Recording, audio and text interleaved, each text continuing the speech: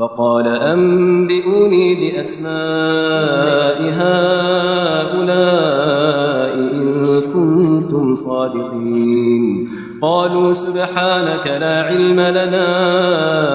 إلا ما علمتنا إنك أنت العليم الحكيم قال يا آدم أنبئهم بأسمائهم فلما أنبأهم بأسمائهم قال ألم أقل لكم إني أعلم غيب السماوات والأرض وأعلم ما تبدون وما كنتم تكتمون وإذ قلنا للملائكة اسجدوا لآدم فسجدوا إلا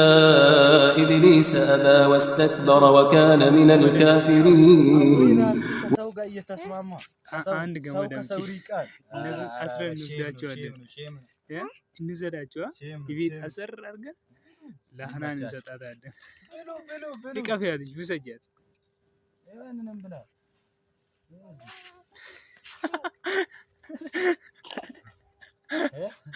شعر زلل البال انجي